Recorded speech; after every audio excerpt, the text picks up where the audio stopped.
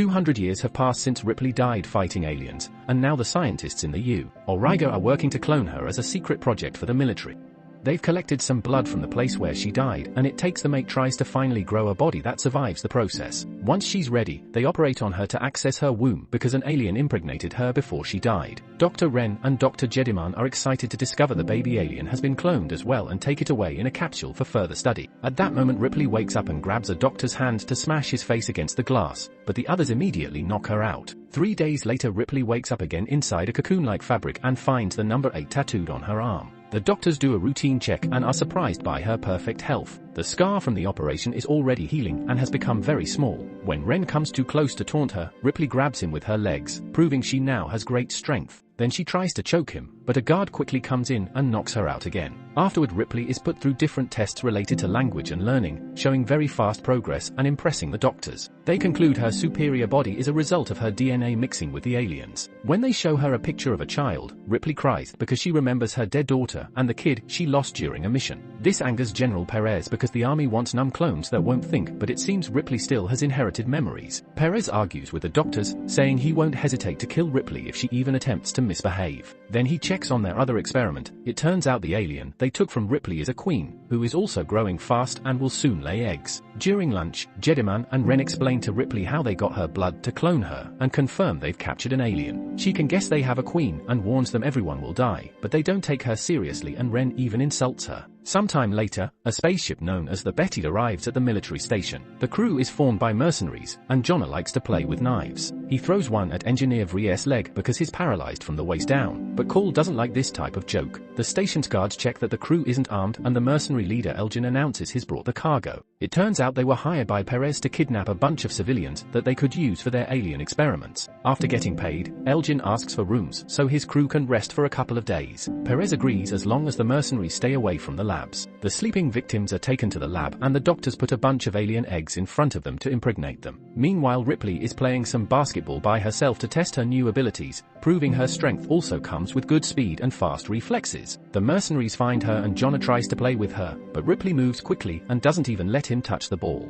When Jonna comes too close and tries to flirt rather creepily, Ripley immediately brings him down with just 2 moves. Another mercenary throws the ball back at her, and when Ripley turns to catch it, Christy hits her with some gym weights. Ripley's nose bleeds, but she isn't too bothered, so she quickly brings down Christy as well. At that moment the doctors come to take her away, so Ripley throws the ball perfectly and wipes her nose before leaving. The blood falls on the floor and dissolves the metal, revealing Ripley's blood is now an acid just like the aliens. Sometime later, Jediman checks on the alien experiments, and one of them growls at him through the glass. Jediman makes faces at it and kisses the window, but when the alien snarls, he releases some freezing gas to calm it down. Now the alien steps back whenever he threatens to press the button. Meanwhile Cole pretends to be drunk so her crewmates kick her out of the room. She sneaks around and uses a special spray on a lock to access Ripley's containment unit, where she takes a closer look at her. Seeing the scar, she concludes the alien was already removed. When Ripley wakes up, Cole offers to kill her, but Ripley isn't scared and makes a bold move. Cole has to watch how her blade goes through Ripley's hand and the blood corrodes the blade, and when she takes the knife back the hole quickly closes. Then Ripley makes Cole touch her face, saying she can sense the aliens. Cole wants Ripley to help her kill the aliens, however Ripley says it's too late.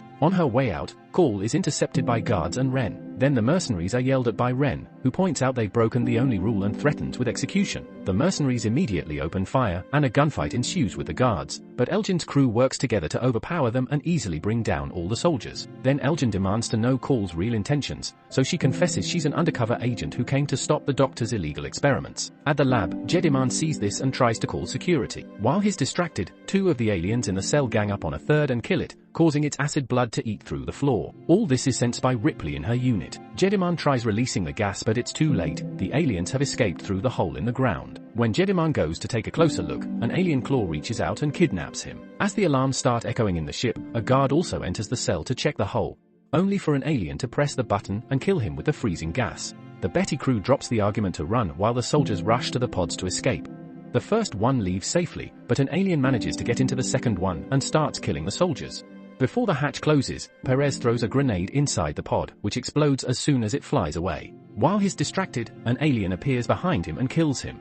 Vries is in another room looking for parts when he sees an alien above him, so he shoots it and causes some acid blood to fall. His leg doesn't hurt, but his hand does, so he starts shooting like crazy. The other alien is trying to reach Ripley, who uses her super strength to open the control panel and her blood to cause the circuits to short, opening the door to finally escape. The mercenaries are making their way back to their ship, but Elgin splits from the group when he sees Vries's weapon on the ground. Suddenly something startles him, but it's just some tubes falling. Once he steps closer to the fallen weapons, an alien reaches through the grate and kills him. The crew hears him scream and comes for him, but it's too late. The alien appears behind them, so they try to run away, only to find the door locked. When the alien takes a closer look at Elgin's body, it's suddenly shot by someone in the hole. It's Ripley, who had been hiding. The mercenaries get angry and threaten Ren until he admits there are 12 aliens in the station. The group agrees to team up with Ripley despite Call's protests, and before they leave, Ripley takes the alien's tongue for Call to have a souvenir. As the group moves, they reunite with Vries. Ripley then announces she can sense the station is moving, and Ren confirms autopilot kicks in during emergencies. The station is going back to Earth and nobody likes the idea because the planet is currently a wasteland, so they need to find the Betty. The group keeps on moving, but Ripley stops when she finds another lab. Inside, she's horrified to find the failed clones, who have become hideous creatures.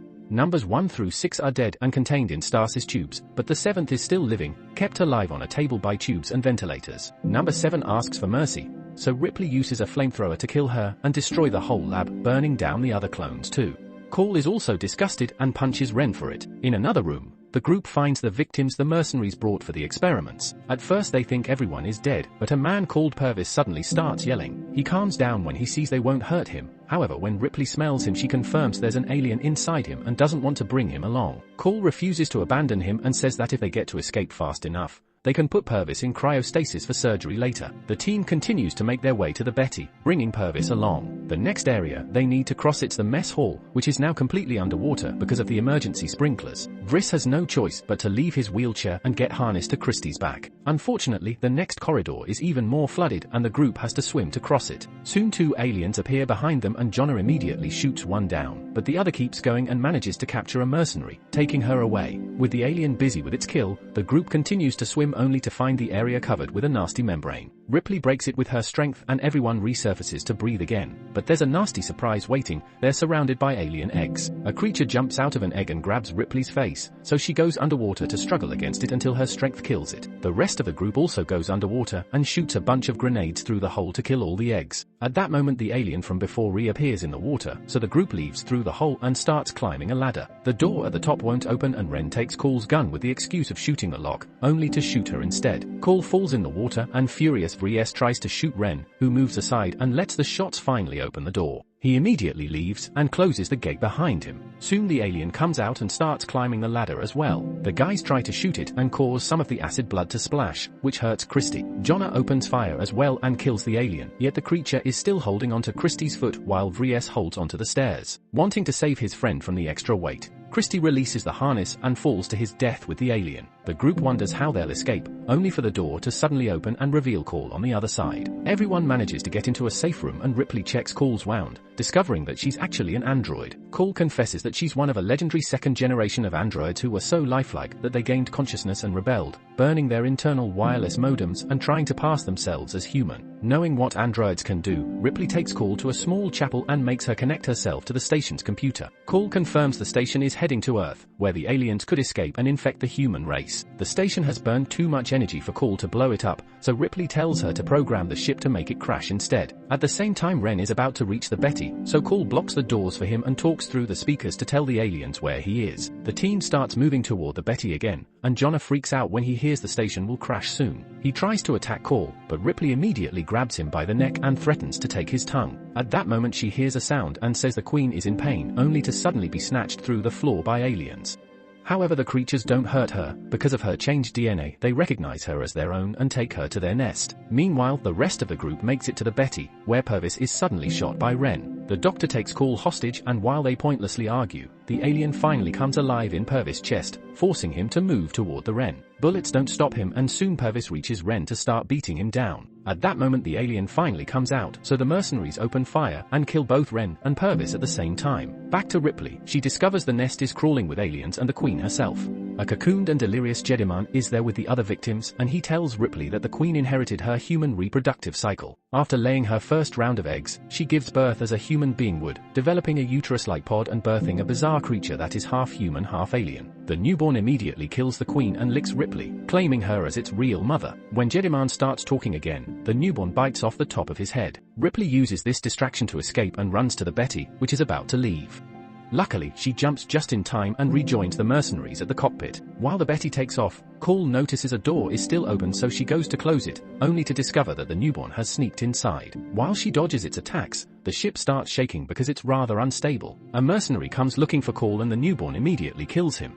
Ripley is suspicious of how long Cole is taking and runs to the room 2 in time to find the newborn clawing at Cole's wound. She pretends to be a good alien mom and comforts the newborn, distracting it while she throws some acid blood at the window to create a hole. This depressurizes the cabin and sucks the newborn onto the window. Cole and Ripley hold on and are horrified to watch how the hole slowly sucks out the newborn's insides until it's finally dead and its whole body is thrown into space. At the same time, the military station crashes on Earth and explodes, killing all the aliens inside. In the cockpit, Jonna and Vries try their best to control the ship considering they aren't pilots. There's some more shaking and lots of heat, but thankfully the ship lands safely on Earth and everyone is alive. Ripley and Cole sit together to stare at the remains of a city, wondering what to do next.